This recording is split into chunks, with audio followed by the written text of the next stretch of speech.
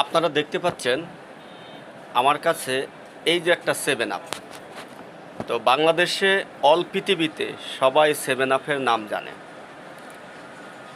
এই 7 আপটার দাম আগে ছিল 25 টাকা আর এখন করেছে 20 টাকা।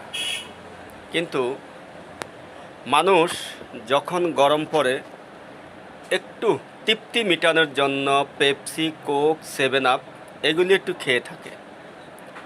তো এর আগেও কিন্তু আমি অনেক 7 আপ খেয়েছি। তো আজকে যখন এই 7 আপটা খেলাম, এটার দাম নিয়েছে 20 টাকা। কি বলবো, দেখতে পাচ্ছেন আমি অর্ধেক খেতে পেরেছি আর বাকিটুকু আর খাইতে পারি না। তার কারণ কি বানাইলো তারা 5 টাকা কম করে, মানে এত ফালতু একটা জিনিস যে বানাইছে 5 টাকা কম দেয়া, মনে করছে জনগণ এতটাই খুশি হয়ে যাবে 5 টাকা কম দরে পেয়ে। কিন্তু আসলে আমার কাছে মনে হয় না আমি যে আর কোনো দিন এই 7 আপ খাবো।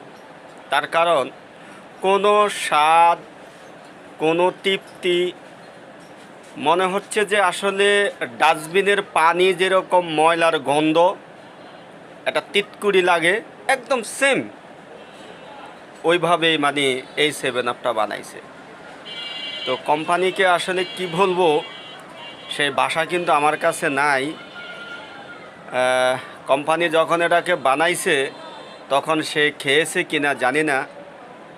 এত একটাই বাজে, এত একটা বাজে, মুজু আছে না, মুজুর থেকেও আরও বাজে হয়ে গেছে। এখন 20 টাকা করে রেট করেছে, মানে এত ফালতু, এত বাজে করে এখন এই 7 আপটা বানাইছে। তো মনের স্বাদ মিটে গেছে। হয়তো আর কোনো দিন আমাকে যদি কেউ ফিরিয়েও দেয়, মনে হয় না এই 7 আপ আমাকে আর খাওয়াতে পারবে।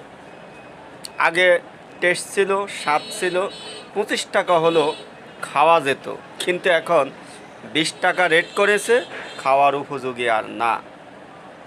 তো আসলে মনের কষ্টেই আজকে ভিডিওটা কিন্তু বানিয়েছি।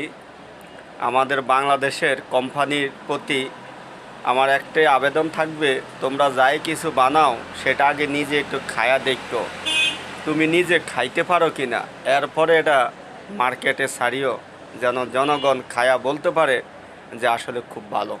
ধন্যবাদ সবাইকে।